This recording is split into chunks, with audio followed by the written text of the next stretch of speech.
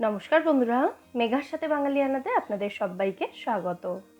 আজ নিয়ে এসেছি সিমুই দিয়ে তৈরি দারুণ সুস্বাদু একটি মিষ্টির রেসিপি। এর আগে আমার চ্যানেলে আমি অনেক রকম সিমুইয়ের রেসিপি আপনাদের সঙ্গে শেয়ার করেছি, তবে সেগুলোর থেকে এই সিমুইয়ের স্বাদটা কিন্তু একটু আলাদা হবে। তাহলে চলুন আর দেরি না করে এবার রেসিপিটা দেখে নেওয়া যাক। সবার প্রথমে 1 টেবিল চামচ ঘি একটা কড়াইতে ভালো করে গরম করে নিয়ে তার মধ্যে আমি কিছু ড্রাই ফ্রুটস কুচি দিয়ে এগুলোকে হালকা করে ভেজে তুলে নেব। আমি এখানে ড্রাই ফ্রুটসের মধ্যে নিয়েছি কাজু বাদাম, কাঠবাদাম এবং পেস্তা বাদাম। বাদামের পরিমাণটা আপনারা নিজেদের ইচ্ছে মতো বাড়িয়ে বা কমিয়েও নিতে পারেন। বাদামের টুকরোগুলো হালকা করে ভাজা হয়ে গেলে এগুলোকে আমি কড়াই থেকে তুলে নিয়েছি। তারপর এই কড়াইতেই আমি 1 চা চামচ মতো ঘি আরও দিয়ে দিলাম। ঘিটা গরম হয়ে গেলে এর মধ্যে দিয়ে দিলাম হাফ কাপ পরিমাণে সিমুই। শিরখুরমা বানানোর জন্য আমরা যে একদম মিহি এবং সরু সিমুইটা ব্যবহার করি, এখানে কিন্তু সেটাই ব্যবহার করেছি। গ্যাসের ফ্লেমটা মিডিয়ামে রেখে সিমুইটাকে 3 থেকে 4 মিনিট সময় নিয়ে ভেজে নিতে হবে। সিমুইয়ের কালারটা এরকম চেঞ্জ হয়ে যাওয়ার পর এটাকে কড়াই থেকে তুলে নিচ্ছি।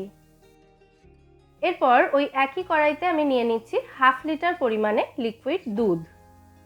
Full cream, single tone, double tone যে কোনো দুধ কিন্তু এখানে ব্যবহার করা যেতে পারে।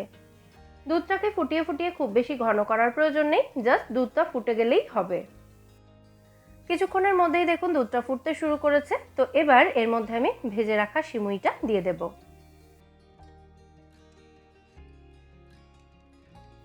ভালো করে একবার মিশিয়ে দিচ্ছি। লো ফ্লেমে রেখে সিমুইটাকে 7 থেকে 8 মিনিট সময় পর্যন্ত রান্না হতে দিতে হবে, যাতে সিমুইটা সেদ্ধ হয়ে যায়। 7-8 মিনিট রান্না করার পর এখন দেখুন সিমুইটা কিন্তু পরিমাণে বেশ অনেকটাই বেশি লাগছে, কারণ সিমুইটা সেদ্ধ হয়ে ফুলে গেছে। তো এবার এর মধ্যে আমি দিয়ে দিচ্ছি পরিমাণ মতো বা স্বাদ অনুযায়ী মিষ্টি বা চিনি। চিনিটা দেওয়ার পর ভালো করে মিশিয়ে দিচ্ছি। এরপর একটা বাটির মধ্যে আমি নিয়ে নিয়েছি 1.5 টেবিল চামচ পরিমাণে কাস্টার্ড পাউডার।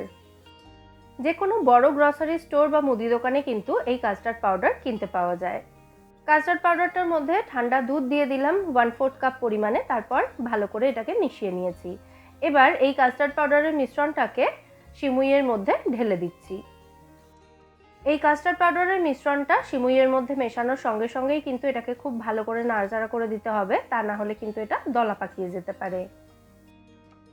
মোটামুটি মিনিট খানেকের মধ্যেই দেখবেন এই মিশ্রণটা কিন্তু ঘন হতে শুরু করেছে। দেখুন দুধ সিমুইয়ের মিশ্রণটা কিন্তু এখন অনেকটাই ঘন হয়ে গেছে। তো এবার এটা ফুটতে শুরু করলেই গ্যাসের ফ্লেমটা অফ করে দিতে হবে। আর এখানে আমি ভ্যানিলা ফ্লেভারের কাস্টার্ড পাউডার ব্যবহার করেছি, তাই এই মিশ্রণটার মধ্যে এলাচ গুঁড়ো দেওয়ার কিন্তু কোনো প্রয়োজন নেই। এবার সবশেষে ওপর থেকে ভেজে রাখা ড্রাই ফ্রুটস কুচিগুলো দিয়ে ভালো করে মিশিয়ে নিতে হবে। কিছু ড্রাই ফ্রুটস কুচি আমি রেখে দিলাম ওপর থেকে সাজানোর জন্য। ঠান্ডা হওয়ার পর এই কাস্টার্ড সিমুইয়ের মিশ্রণটা কিন্তু আরও একটু ঘন হয়ে যাবে, তাই এটাকে এরকম কনসিস্টেন্সিতেই আমি গ্যাস থেকে নামিয়ে নিচ্ছি। আমাদের দারুণ সুস্বাদু কাস্টার্ড সিমুই এখানে অলমোস্ট রেডি। এবার একটা সার্ভিং বোলের মধ্যে এটাকে আমি ঢেলে নিচ্ছি।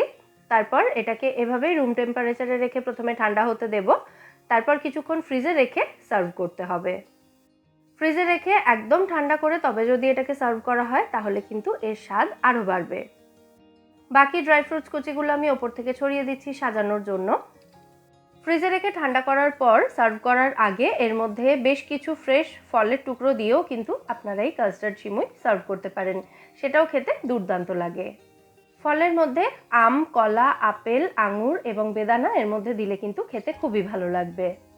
তাহলে আপনারাও বাড়িতে এইভাবে কাস্টার্ড সিমুই তৈরি করুন এবং আমায় জানাবেন এই রেসিপিটা আপনাদের কেমন লাগলো। রেসিপিটা ভালো লেগে থাকলে ভিডিওটাকে বরাবরের মতো একটা লাইক এবং শেয়ার করে প্লিজ আমার চ্যানেলটাও অবশ্যই সাবস্ক্রাইব করে নেবেন যদি এখনও না করে থাকেন। পাশে থাকা বেল আইকনটা ক্লিক করে অল নোটিফিকেশন অপশনটাও অবশ্যই অন করে দেবেন সমস্ত নিত্য নতুন রেসিপি ভিডিওর আপলোড নোটিফিকেশন সবার আগে পাওয়ার জন্য। আজকের মতো এখানেই বিদায় নিচ্ছি। ফিরে আসবো নতুন কোনো রেসিপি নিয়ে। সবাই সুস্থ থাকবেন, ভালো থাকবেন এবং সবাইকে খুব ভালো রাখবেন।